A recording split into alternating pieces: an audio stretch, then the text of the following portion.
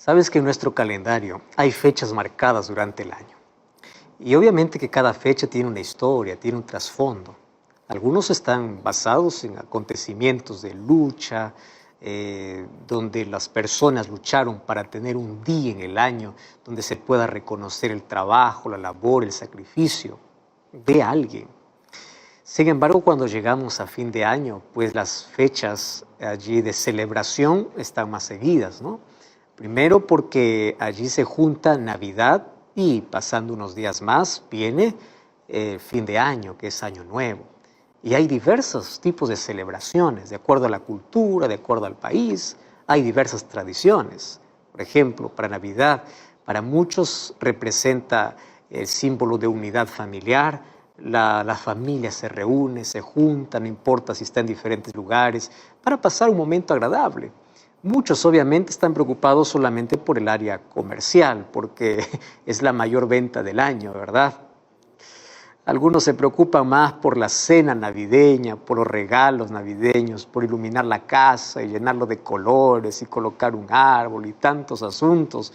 Mientras que otros están mirando con indiferencia desde lejos. Miren aquellos paganos, miren lo que hacen.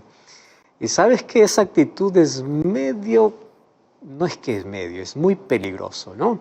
Cuando nosotros comenzamos a acusar y comenzamos a decir que las personas están haciendo algo totalmente equivocado, tú puedes decirlo de dos maneras. Uno, decirlo con mucho amor y otro es decirlo con mucha resistencia, apartando a las personas. Hay muchas personas que no son creyentes, que miran a los cristianos y dicen, yo no quiero ser así. Miren con tanta amargura, miren cómo acusan, miren cómo hacen. Mientras nosotros aquí estamos viviendo en un ambiente de paz, por ahí otro está tan amargado diciendo que Navidad es tan pagano, es diabólico y todo. Hoy vamos a hablar lo que realmente representa y cuál debe ser nuestra posición en una fecha como esta. Quiero decirte algo importante. Aprovechemos esta fiesta para poder reunirnos, para amar, extender la mano, para ayudar, para perdonar. Saquemos el odio de nuestro corazón. Y pues bueno, vamos a enseñar lo que realmente ocurrió, aunque no ocurrió en diciembre el nacimiento de Jesús. Vamos a enseñar de que Jesús sí nació, de que el mayor acontecimiento de la historia fue el nacimiento de Jesús, nuestro Salvador. Entonces yo estoy listo aquí para poder abrir la Biblia y para que juntos podamos allí comprender este tema tan importante. Toma lápiz y papel, toma tu Biblia, llama a toda la familia. Hoy vamos a hablar acerca del nacimiento de Jesús y qué representa eso para nuestra vida. Vamos a una brevísima pausa, no cambies el canal, ya regresamos. Sin duda hay dos posiciones, ¿verdad? Mientras algunos miran el 25 de diciembre con cierta dureza e indiferencia, otros miran el 25 de diciembre como un asunto comercial y un asunto familiar. Y pocos realmente recuerdan que el trasfondo en sí de la fecha es el nacimiento de Jesús. Y eso es lo más triste, ¿no? Se espera Navidad solamente con fines comerciales. Y hoy queremos hablar acerca del acontecimiento histórico más importante. Tú sabes que el momento más importante en nuestra historia no es cuando el hombre pisó la luna, sino cuando el Hijo del Hombre pisó la tierra. Cuando Jesús vino a esta tierra para poder nacer, vivir y morir en nuestro favor, para luego resucitar y luego venir a llevar a aquellos que creen en sacrificio.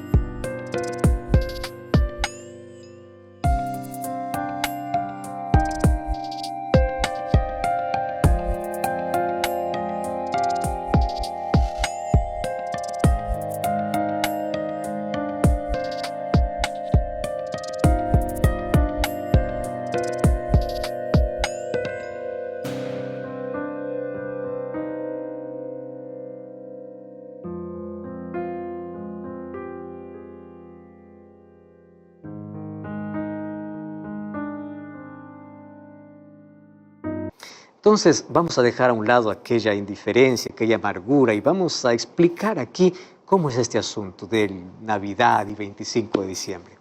Mira, quiero decirte un asunto interesante y voy a comenzar por allí.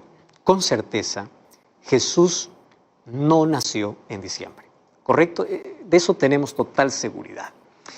Esto es más una creencia popular. ¿Por qué? Te explico, es que esta fecha en sí está asociada con los cultos solares.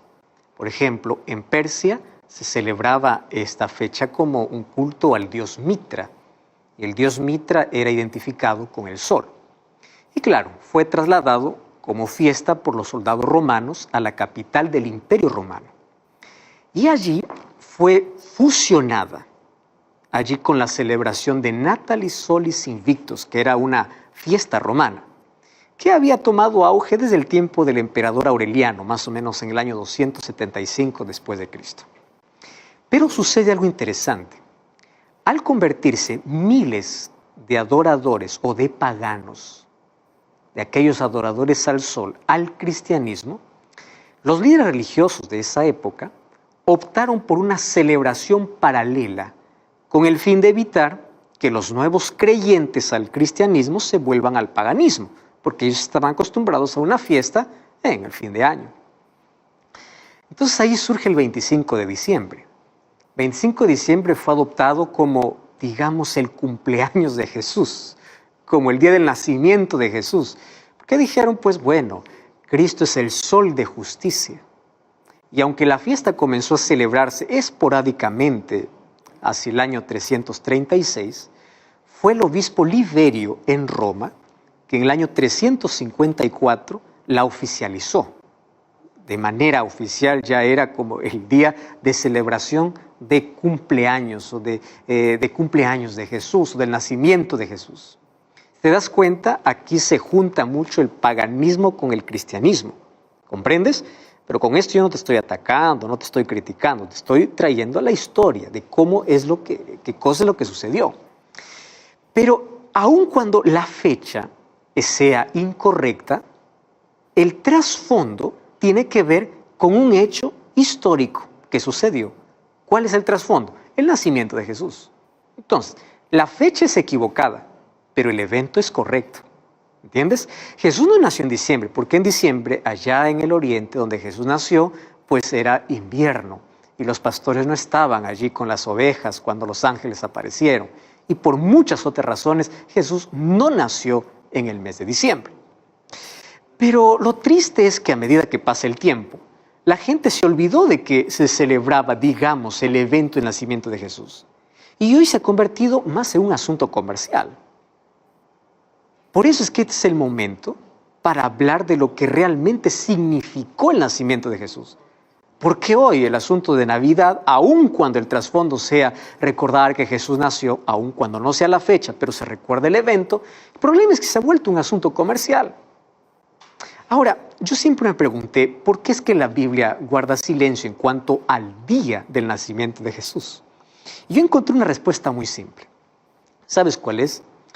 Porque si la Biblia hubiese dicho el día que Jesús nació, la gente lo hubiese colocado como un día más de adoración. Ponte a pensar conmigo. Sin autorización bíblica, el domingo se convirtió en un día de adoración porque Jesús resucitó. Imagínate si la Biblia dijera cuándo Jesús nació, si hubiese vuelto otro día de adoración. Y el único día específico y claro que menciona la Biblia como día sagrado es el sábado, día separado por Dios. Todos los otros días, pues, no fueron separados por Dios.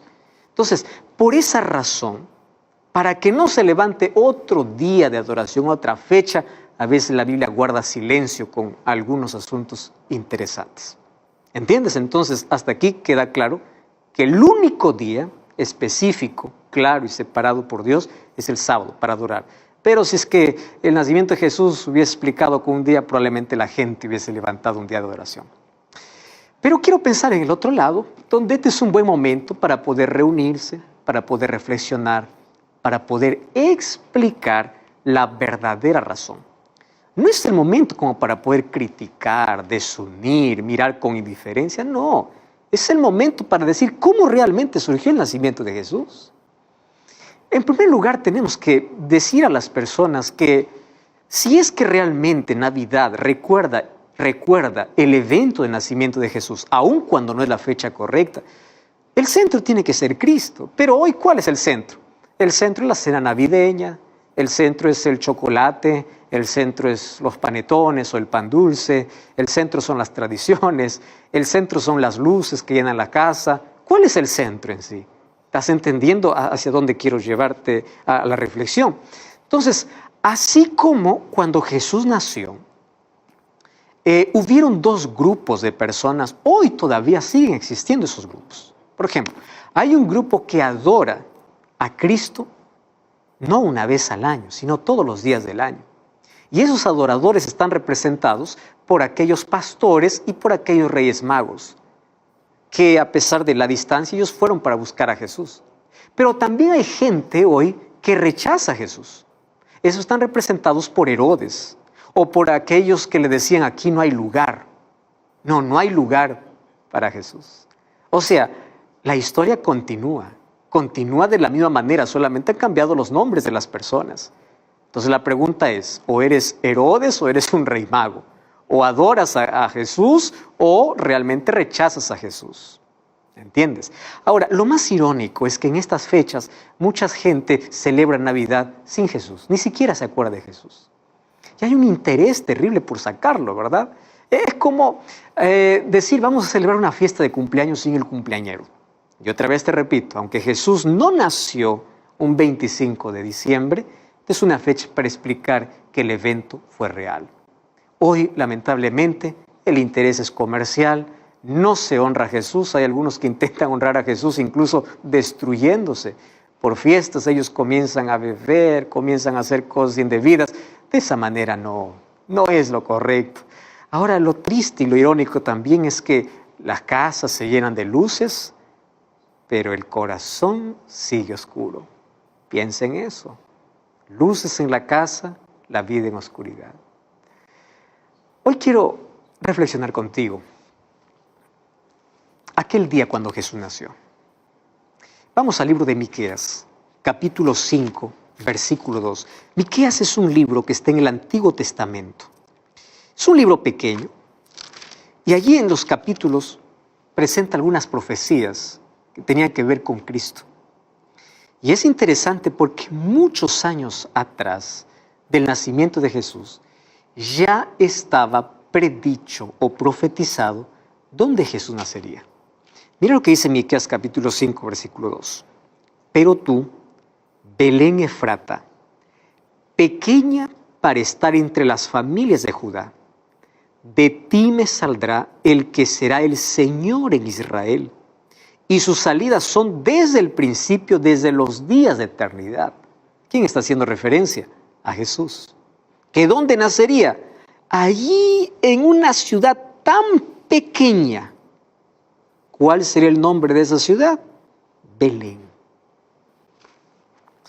No fue casualidad entonces que Jesús naciera en Belén.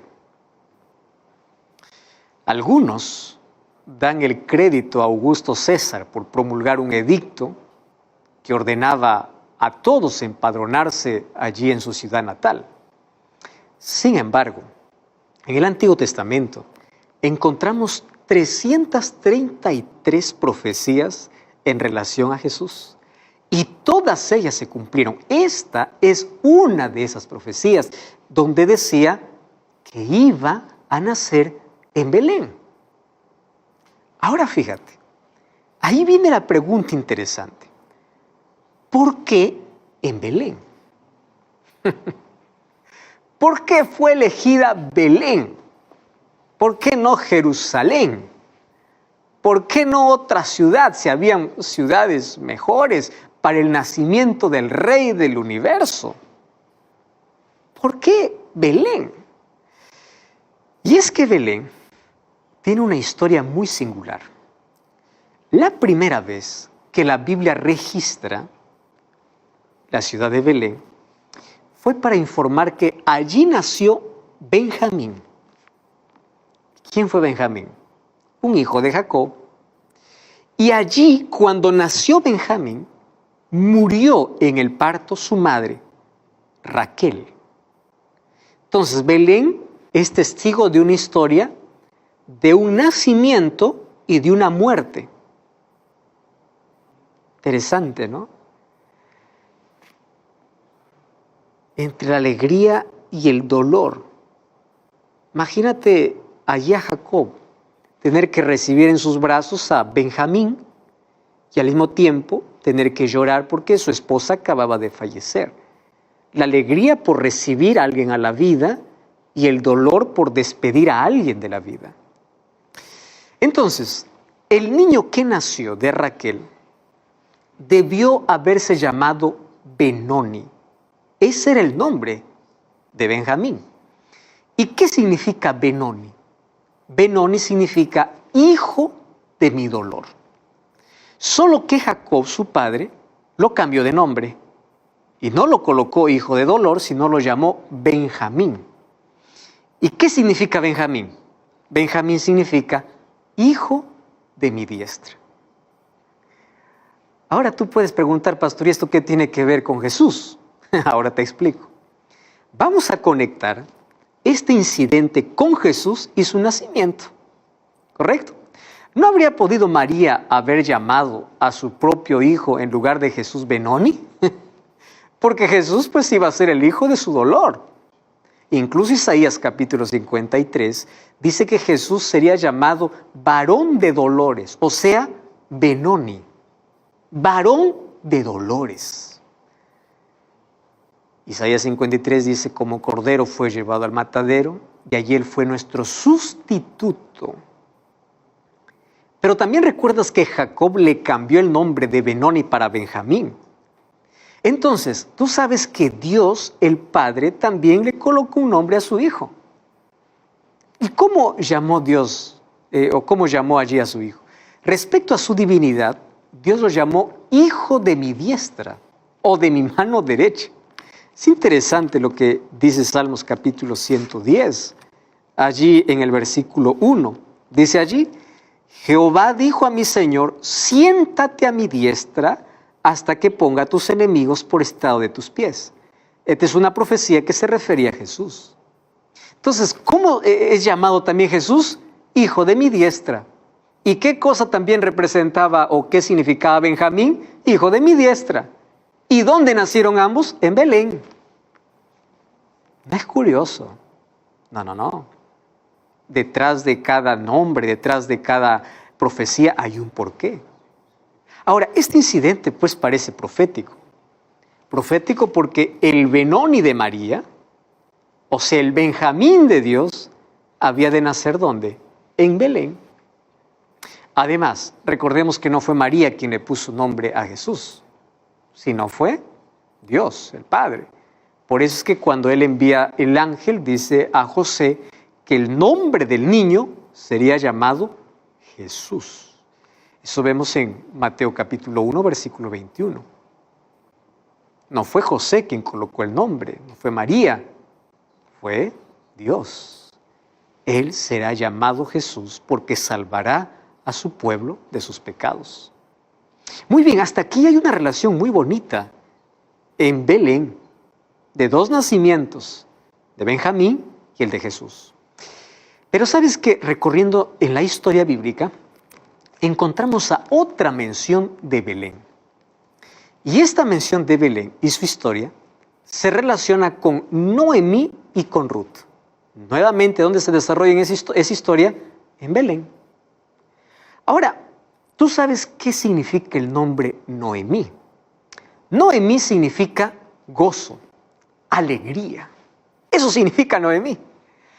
Pero cuando Noemí regresa a Belén, ella pide que no le llamen más gozo ni alegría, porque había perdido a sus hijos y a su esposo. Ella dice, por favor, ya no me llamen más Noemí, llámenme Mara. ¿Y sabes qué significa Mara? Mara significa amargura. ¡Wow! Esto puede representar nuestra vida, ¿verdad? Un momento podemos tener tanto gozo y tanta alegría y luego pasamos de la alegría o del gozo a la amargura por las circunstancias terribles que vivimos en la vida. Entonces de la alegría pasó a la amargura. Sin embargo, su historia no termina allí. ¿Sabes qué sucede? Cuando termina el libro, se le llama otra vez Noemí. ¿Por qué razón? Porque allá en Belén, recuerda ese nombre, Belén, encontró su redención y recuperó su alegría. Y esa alegría obviamente está conectada con Ruth, ya que Ruth fue bisabuela de David, el rey más eminente de Israel. Ahora, Jesús debía nacer en Belén y de la descendencia de Ruth y Booz, que era un gentil y un judío. Ruth era gentil y Booz era judío. ¿Por qué razón? Porque Jesús sería el rey de los judíos y de los gentiles. ¿Y dónde se desarrolló en esa historia? En Belén. Y otra razón importante es que en Belén encontrarían todas las maras, o sea, aquellas que tienen amargura en el corazón, el verdadero gozo de la redención. Qué lindo, ¿verdad? Así como Noemí encontró en Belén de la amargura el gozo, la alegría, también todos nosotros allí íbamos a encontrar en Belén, porque iban a ser Jesús, íbamos a pasar de la amargura del pecado a la dulzura de la gracia de Dios. Pero aquí hay otro asunto interesante, porque Miqueas capítulo 5 dice que Belén está entre las ciudades más pequeñas. ¿Cuál es la posición de Belén entre todas las ciudades? Mira lo que declara el profeta. El profeta dice, mas tú, Belén Efrata, pequeña para estar entre las familias de Judá. Es que Belén era singular. Allí había nacido el rey David. Y esto lo exaltó de ser un caserío, una aldea irrelevante, a una ciudad real. Pero también Dios le eligió. ¿Y sabes qué cosa elige? La aldea más pequeña para nacer. Y lo elige para enseñarnos una lección de humildad, pero también de su gran capacidad para hacer de las cosas pequeñas las más grandes. Fíjate lo que te estoy diciendo. ¿Por qué Jesús escogió un lugar tan insignificante, tan pequeño? Para mostrarnos, número uno, humildad, pero número dos, lo que Él puede hacer con lo más pequeño. Él toma lo que no es para que llegue a ser. Él toca lo que nadie desea para exaltar. ¡Wow! Esto es impresionante. Entonces Él no solamente eligió una pequeña aldea en contraste con la gran ciudad de Jerusalén. Ahora fíjate, de la pequeña aldea que ya era Belén, Jesús elige de la pequeña aldea un establo. ¿Estás entendiendo? De todas las mejores y grandes ciudades, Jesús elige Belén. Y Belén porque era la más pequeña. Y de la ciudad más pequeña, ¿qué cosa elige? Un establo. Y un establo pues era el peor lugar para que un niño pueda nacer. Y de aquí yo ya puedo sacar muchísimas lecciones especiales para la vida. Vamos allá entonces. Jesús nació en el peor lugar para convertirlo en el mejor. ¿Sabes qué cosa es lo que me enseña eso? No importa quién seas. No importa si eres el más pequeño, el despreciado. No importa si te dicen que eres la oveja negra de la familia. No importa si lo has acabado todo. No importa si tú tienes menos privilegios que los demás. Basta que Jesús pueda llegar para convertir en lo mejor aquello que todos llaman lo peor. Y hoy Jesús sigue llegando a los peores, a los más insignificantes, a los más pequeños, a los más humildes, a los más simples, para convertirlo en lo mejor. Por eso necesitamos que Jesús venga al peor lugar de nuestro carácter, para que pueda transformarlo en lo mejor. Por eso necesitamos que Jesús venga a nuestra vida, no importa cuán contaminada, cuán sucia puede estar, cuán pequeño y cuán insignificante pueda ser, porque si Él está, el peor lugar se convierte en lo mejor. El apóstol Pablo dice, el poder de Dios se perfecciona en nuestra debilidad. Y eso me encanta. Mira lo que dice 2 Corintios capítulo 12. 2 Corintios capítulo 12, versículo 9. Es interesante. Él me ha dicho, bástate mi gracia, porque mi poder se perfecciona en la debilidad. Por tanto, de buena gana me gloriaré más bien en mis debilidades, para que repose sobre mí el poder de Cristo. Cristo está buscando aquel pedazo que todo el mundo desecha para convertirlo en una obra de arte. ¿Tú crees que tu vida está quebrada? Yo conozco un artista que puede juntar los pedazos y puede hacer la mejor obra de arte. Ese es Jesús. Entonces, el nombre de Belén, aparte de todas las historias que nosotros hemos visto, la razón por la cual Jesús nació allí, tú sabes que el nombre también trae una lección importantísima para nosotros. Porque los nombres bíblicos obviamente tienen un significado, indican su carácter, señalan el destino, inclusive de aquel que porte el nombre. Y Belén tiene dos significados. Uno de ellos es casa de guerra, pero el otro significado es casa de pan. Y yo me quedo con el segundo porque de allí vamos a extraer otra lección. Jesús nació en Belén y Él nació en Belén. Belén significa casa de pan. Además, Belén antiguamente fue conocida como Efrata. Por eso dice tú, Belén Efrata. ¿Y qué significa Efrata? Efrata significa fértil. Mira, qué interesante. Vamos a unir ahí todos los conceptos. Entonces, Belén es casa de pan. Efrata es fértil. Y cuando hablamos de pan, wow, delicioso, ¿verdad? Un pan que recién sale del horno. Pan fresco. Representa el alimento, representa el sustento. El pan representa vitalidad. El pan representa vida. Y mira qué interesante. Jesús nace en una ciudad que se llama Ciudad de Pan. Y mira cómo Jesús se considera. Vamos a Juan capítulo 6, versículo 32 y versículo 33.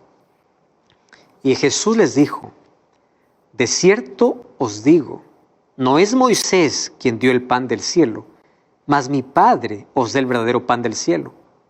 Porque el pan de Dios es aquel que descendió del cielo y da vida al mundo. ¿De quién está hablando? De Él.